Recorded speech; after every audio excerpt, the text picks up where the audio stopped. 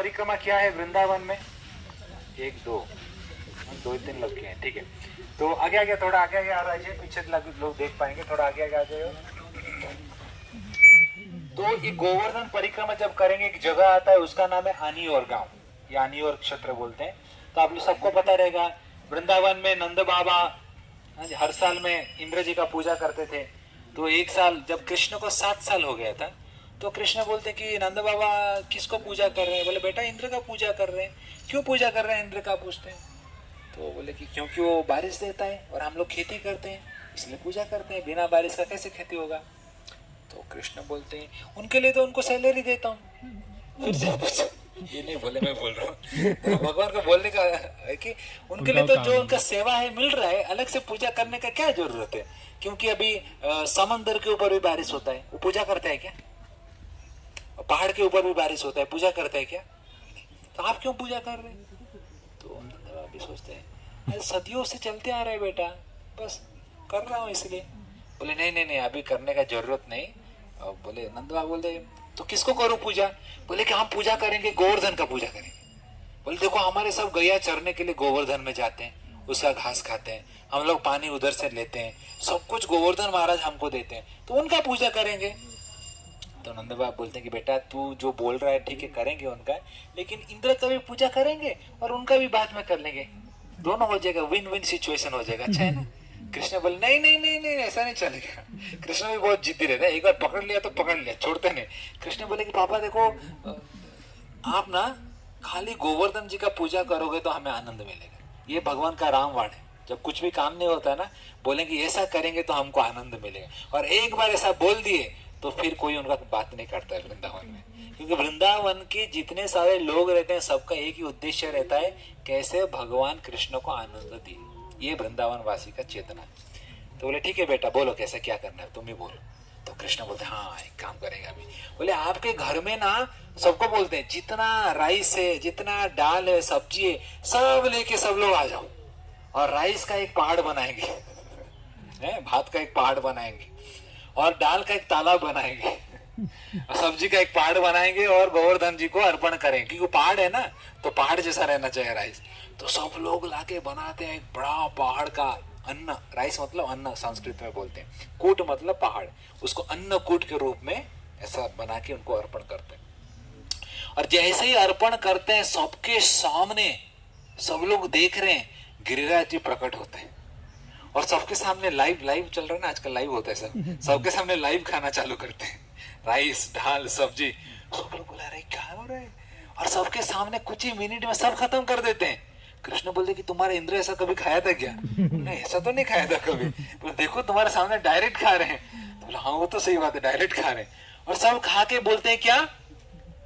आनियोर मतलब क्या है? और लेके आओ। तो सब एक दूसरे को चेहरा देखते हैं, अरे और क्या, सब तो जो घर में था सब लेके आ गया, और क्या।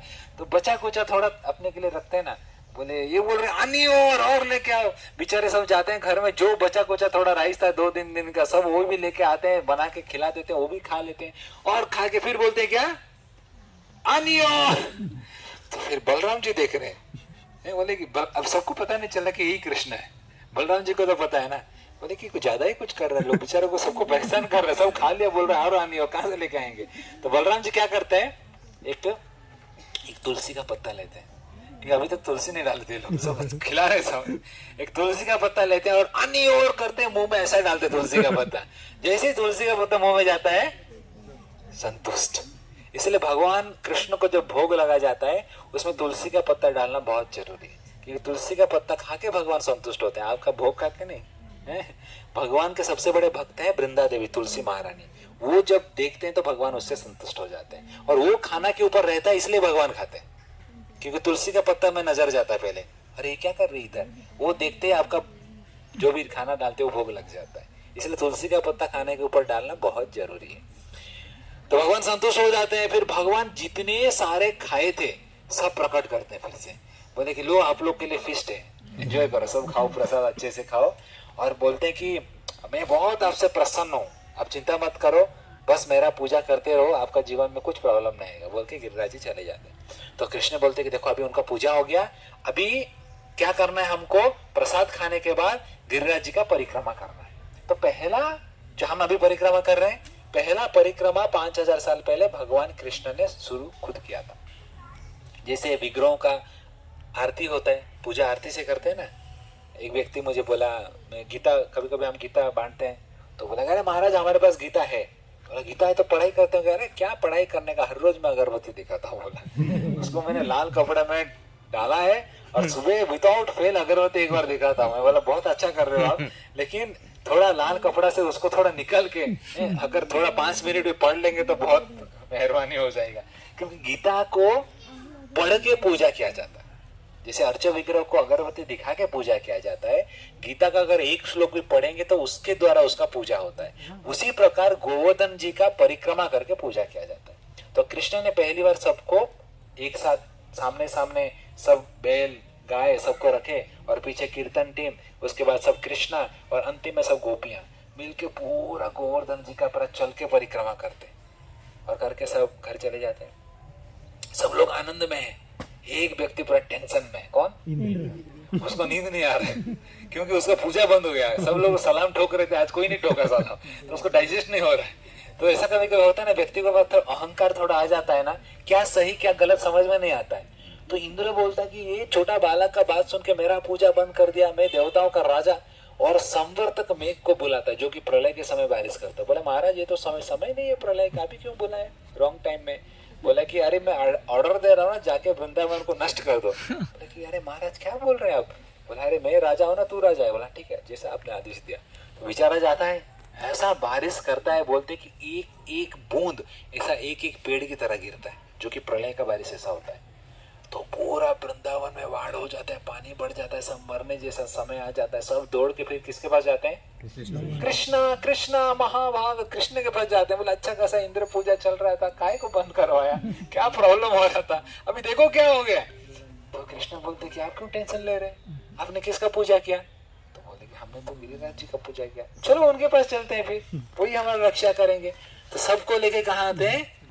गिरिराज महाराज जी के पास आते हैं। और जैसे ही भगवान आते हैं, गिरिराज महाराज को जैसे ही स्पर्श करते हैं, गिरिराज महाराज मिट्टी से ऊपर धीरे धीरे धीरे धीरे उठते हैं। सबके सामने लाइव है, फिर से पूरा पर्वत हवे में ऊपर ऊपर ऊपर, सब लोग दिख रहे क्या हो रहा है, पूरा पर्वत ऊपर उड़ते हैं। और फिर भगवान कृष्ण अंदर जाते हैं और उसका सेंटर ऑफ ग्रेविटी निकालते हैं और वहां जाके अपने कौन सा हाथ से उठाते हैं?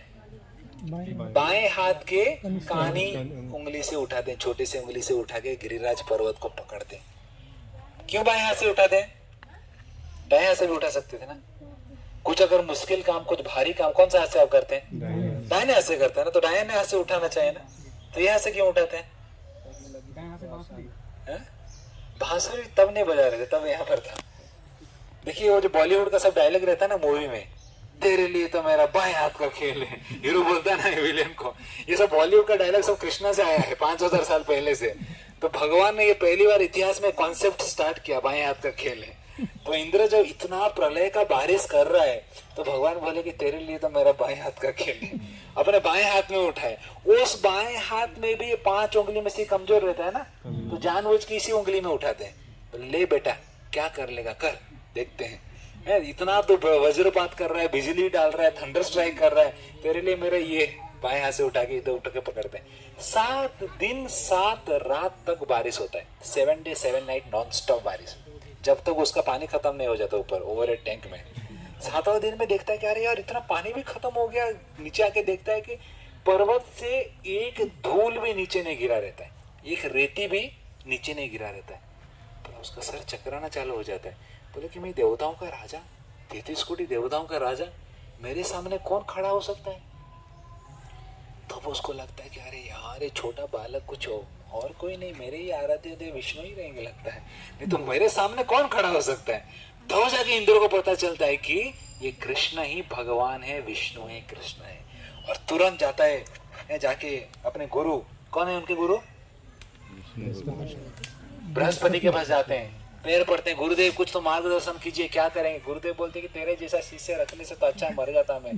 पागल, तो अपने भगवान को मारने के लिए प्रयास किया, अपना मुंह मत दिखाए, भाग जाए यहाँ से।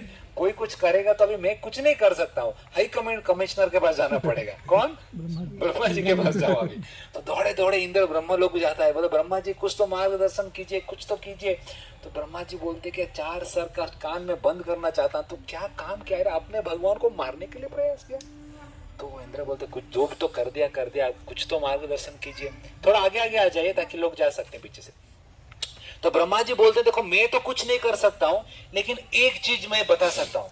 देखो भगवान को तो जो अभी किया, मैं भी सामने जाके पिटीशन नहीं लगा सकता हूँ, मेरे ऊपर नहीं तो कुछ हो जाएगा, बाप रे। तुम क्या करो, भगवान को सबसे प्रिय कौन है? गौ माता।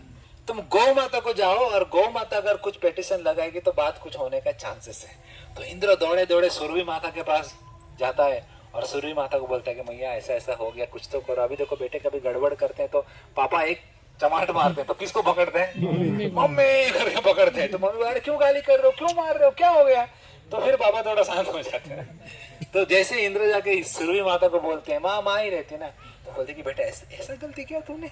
बोले ठीक है, एक काम करते हैं, अभी हम चलते हैं कृष्ण के पास, मैं कृष्ण को प्रार्थना करती हूँ और तू थोड़ा छिपके से पीछे रहना, और जब मैं इशारा करूंगी दौड़ के आके कृष्ण का पैर पकड़ लेना। तो इंद्र बोला ठीक है ठीक है। और सुरभि माता और इंद्र दोनों नीचे आते हैं वृंदावन में, और जैसे ही सुरभि माता कृष्ण के सामने खड़े होती, कृष्ण बोलते कि माता हमको मिलने के लिए इतना दूर से आप क्यों आए, मुझे बोल देते मैं आ जाता आपके पास।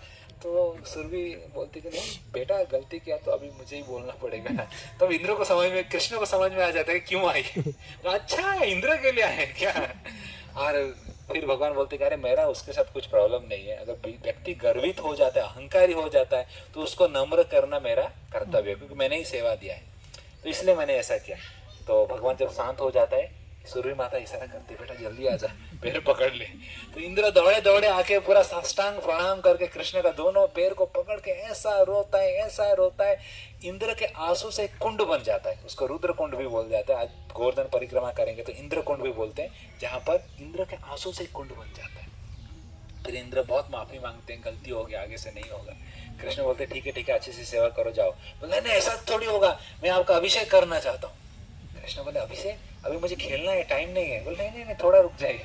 तो इंद्र स्वर्ग से जाके मंदाकिनी गंगा से पानी लेके आते हैं, ऐरावत से, और भव्य रूप से कृष्ण का अभिषेक करते हैं। सुरभि माता का दूध से भगवान का अभिषेक होता है, और उस अभिषेक का जल से जो कुंड बनता है वो कौन सा कुंड है? गोविंद कुंड, जो सामने आपको दिख रहा है। तो उस अभिषेक का जल आज भी आप जाएंगे गोवर्धन में तो उस कुंड को दर्शन कर सकते हैं। और तब जाके इंद्र बोलते हैं कि हे भगवान कृष्ण, आप सारे गौ जाति का अरविंद सोचते हैं, इसलिए आज से आपका नाम क्या हो जाएगा? गोविंद। जैसे भगवान गोविंद की। तो ये नाम कृष्ण का कौन देते हैं? इंद्र देते हैं। इस लीला के बाद आपका नाम गोविंद आज से पड़ेगा।